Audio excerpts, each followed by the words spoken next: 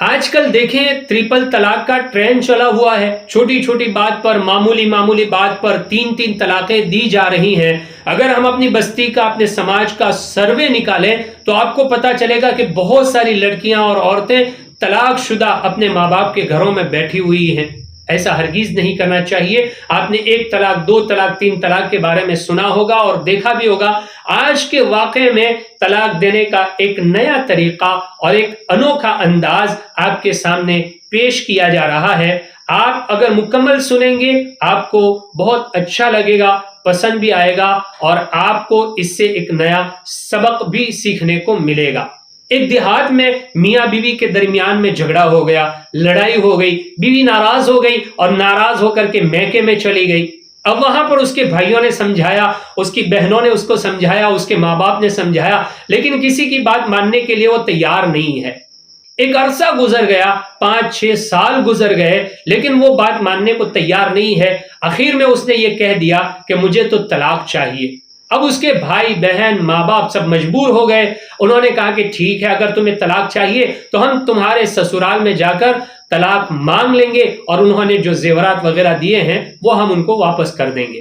خیر، جب لڑکی کے سسرال والوں کو اس بات کا پتہ چلا تو انہوں نے اپنے بیٹے کو بلایا اور بلا کر کے کہا کہ دیکھو بیٹا، تمہارے سسرال والے زیورات وغیرہ لے کر واپس آنے والے ہیں اور تم سے طلاق کا مطالبہ کرنے والے ہیں، تو تم ان کے زیورات کو لے لینا اور جب زیورات تمہارے قبضے میں آ جائے ننگے پیر بھاگتے چلے جانا.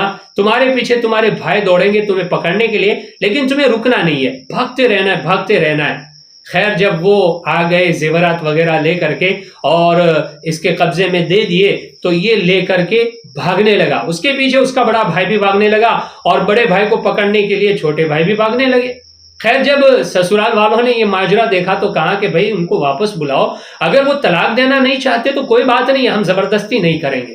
خیر، ان کو واپس بلایا گیا، بیٹھ کر کے بات چیت کی اور بات چیت کے ذریعے مسئلے کو سلجھایا گیا اور مسئلہ حل کیا گیا اور آپس میں صلح ہو گئی اور میاں بیوی کی خوبصورت زندگی دوبارہ گزرنے لگی. ایک زمانہ وہ تھا کہ لوگ طلاق دینے سے ڈرتے تھے. انہوں نے اس لیے ایسا کیا کہ وہ چاہتے تھے کہ ہماری بستی میں، ہمارے گاؤں میں کسی بیٹی کو طلاق نہ ہو، اس لیے اپنے بیٹے کو یہ آئیڈیا دیا.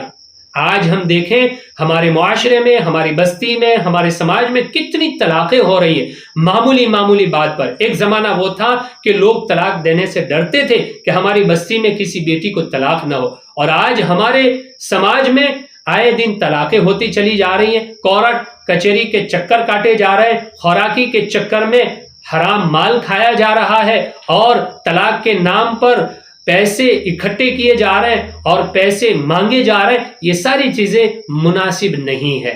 اس لیے ہمیں اس کے بارے میں سوچنا چاہیے کہ طلاق کوئی کھیل تھوڑی ہے نا کہ زبان پہ آیا سب بول دیا، غصے میں آ کر کے 3 طلاق دے دی اور پھر پچھتاوا ہوا اور میاں بیوی پھر دونوں آپس میں ملنا چاہتے ہیں کہ اب کوئی شکل ہے، اب مسئلے معلوم کرنے لگتے ہیں. تو بھئی پہلے آپ سمجھداری سے کام لیتے، قرآن کی ترتیب پہ چلتے، سنت و شریعت کے مطابق اگر آپ عمل کرتے، بات کو بیٹھ کر کے سمجھاتے سمجھتے، اور اگر پھر بھی بات نہ بنتی تو 1 طلاق دیتے، اور جب پچھتاوا ہوتا آپ دوبارہ اپنی بیوی کو شریعت کے مسئلے کے مطابق واپس لے آتے. نہ حلالے کی ضرورت پڑتی، نہ کسی اور چیز کی ضرورت پڑتی، آپ کی بیوی آپ کے پاس واپس آ جاتی. لیکن یہ باتیں ہمیں سمجھ میں نہیں آ رہی. ہم تو غصے میں آ کر 3 طلاق دے دیتے ہیں. یہ بالکل مناسب نہیں ہے، یہ بالکل مناسب نہیں ہے، یہ طریقہ بالکل صحیح نہیں ہے. ہمیں اس کے بارے میں سوچنا چاہیے اور جو طلاقیں ہو رہی ہے اس کی روک کے بارے میں سب کو مل جل کر کے سوچ کر کے اس پر روک لگانی چاہیے. اللہ ہم سب کو صحیح سمجھ عطا فرمائے.